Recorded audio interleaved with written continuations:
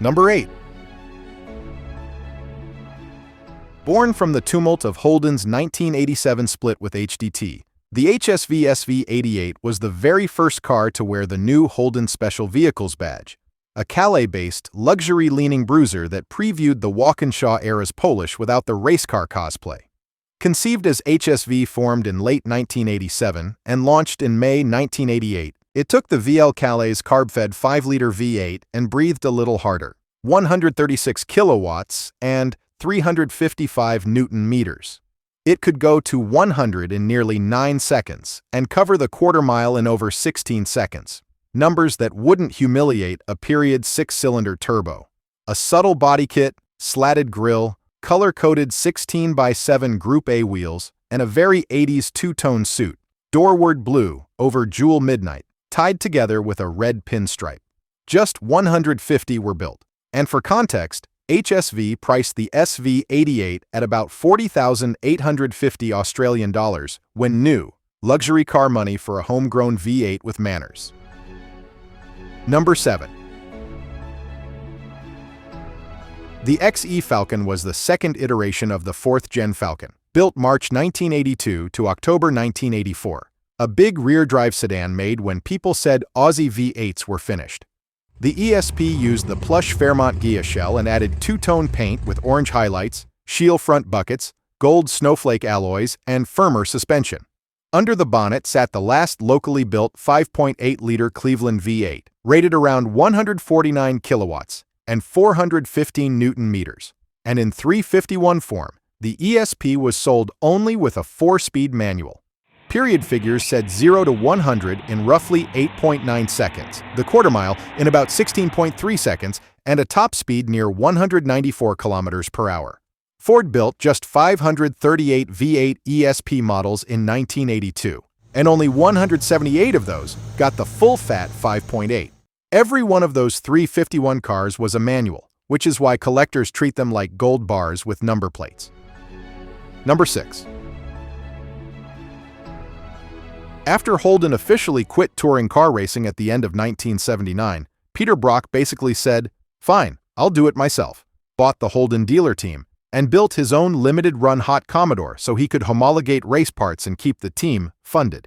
This road car started life as a VC Commodore SLE sedan.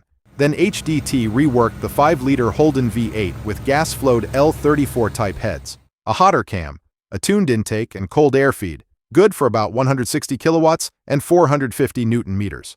You could get a 4-speed M21 manual, plus a limited slip diff, lowered springs, Bilstein gas shocks, and 15-inch Ermshire alloys, so it actually went around corners instead of just making noise.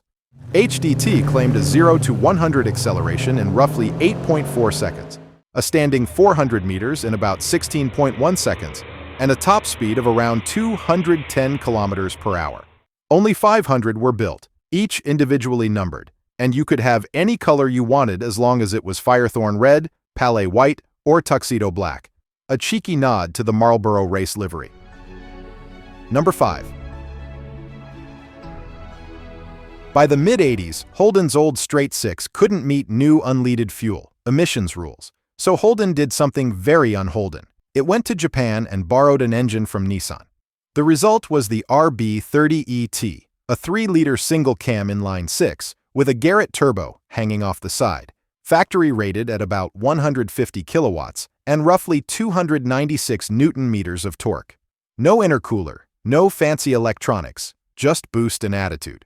You could get it with a 5-speed manual or a 4-speed auto, and power went to the rear wheels like nature intended.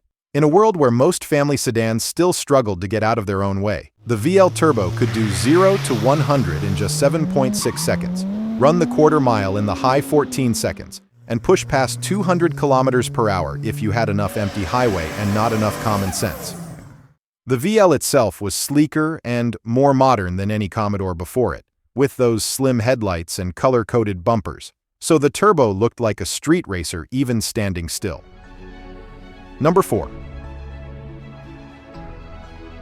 After buying control of the Holden dealer team, Brock turned HDT Special Vehicles into a kind of boutique in-house skunkworks for Holden, and the VHSS Group 3 was the top-spec, full-fat version of his VH Commodore hot rods. Under the bonnet sat the classic 5-liter Holden V8, but not the sleepy showroom tune.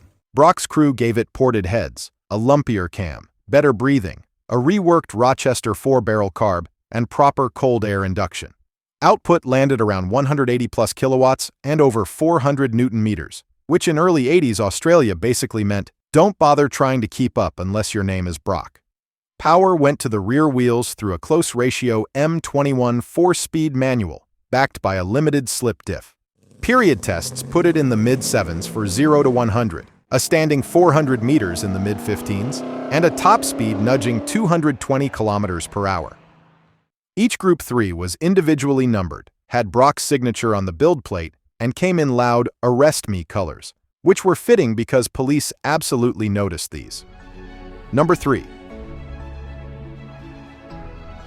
Group C touring cars were dead. Group A was the new international formula, and to go racing, you had to sell at least 500 road cars, basically built to the same recipe. So Brock and Holden dealer team cooked up this: a bright Formula Blue, 4-door, angry-looking homologation special that Australians now lovingly call the Blue Meanie. Under the bonnet was a reworked Holden V8, destroked from the old 308 to about 304, so it fit a sweeter weight break under Group A rules. The engine got a roughly 196 kilowatts and a fat slab of torque in the 400+ Newton-meters zone. It only came with a close ratio 4-speed manual and a limited slip diff because this thing was built to qualify for Bathurst, not to take your grandma to bingo. Performance for the era was serious: 0 to 100 in 7 seconds, standing 400 meters in the high 14 seconds, and a top speed well past 220 kilometers per hour. It also wore one of the best tough guy body kits of the 80s. Only about 500 were built, individually numbered, which is why today they're treated like Bathurst-winning memorabilia you can actually drive. Number 2. After Holden split with Peter Brock in 1987, it teamed up with Tom Walkinshaw Racing and created HSV, and this was their first real halo car, built so they could homologate the VL Commodore for international Group A touring car racing.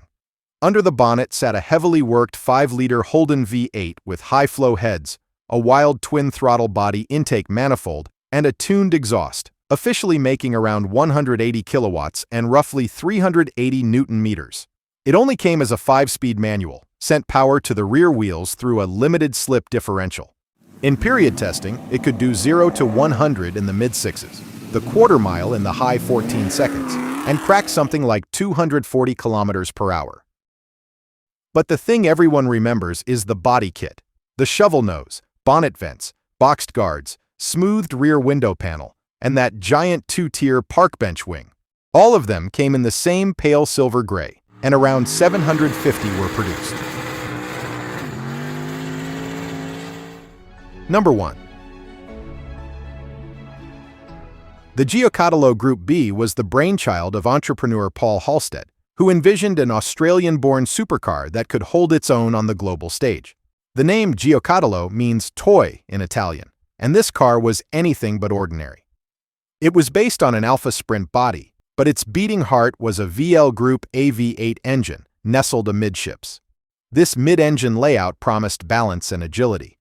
The power plant was no slouch either: a Walkinshaw-manipulated Holden V8, further enhanced by a custom plenum and a proprietary twin-throttle body setup.